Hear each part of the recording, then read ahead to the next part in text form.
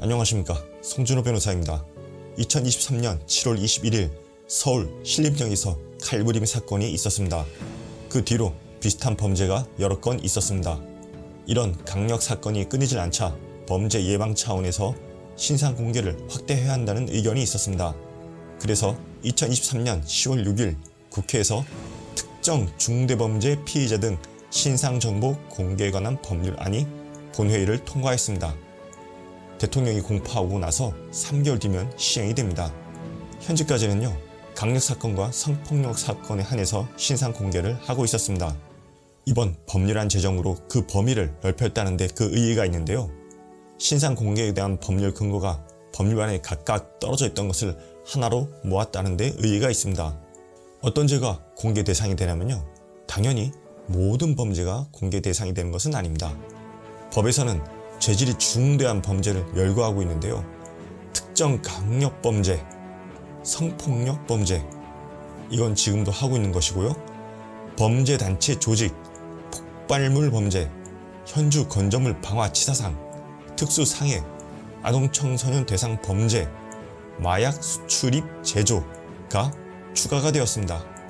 법 4조를 보면요, 1항에서 검사와 사법경찰관은 다음 각호의 요건을 갖춘 특정 중대범죄 사건의 피의자의 얼굴, 성명 및 나이를 공개할 수 있다라고 되어 있습니다.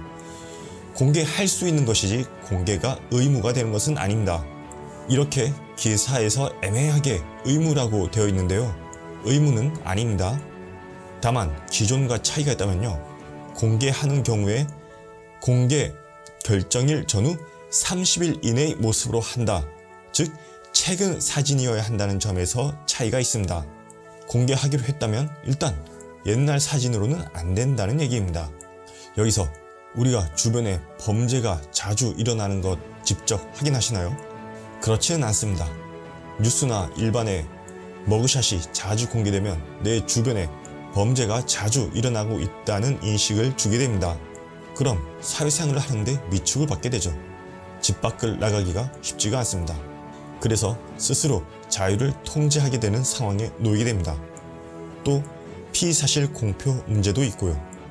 따라서 범행 장소가 지하철역, 버스 정류장 등 대중적인 곳인 경우, 범행의 도구 자체가 매우 위험한 경우, 너클, 폭발물, 식칼 등이 있겠죠. 피해자가 여러 명인 경우, 성범죄 과정이 잔혹한 경우, 성범죄 피해자인 아동의 나이가 어린 경우에 한정하여 예외적으로 공개될 것으로 예상을 합니다.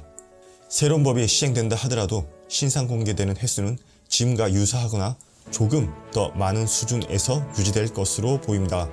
또 공개된다면 30일 이내에 촬영된 사진이어야 한다는 점이 기존과 다르다는 점을 말씀드립니다. 일명 머그샷 공개법에 대해서 말씀을 드렸습니다. 구독과 좋아요 부탁드리겠습니다.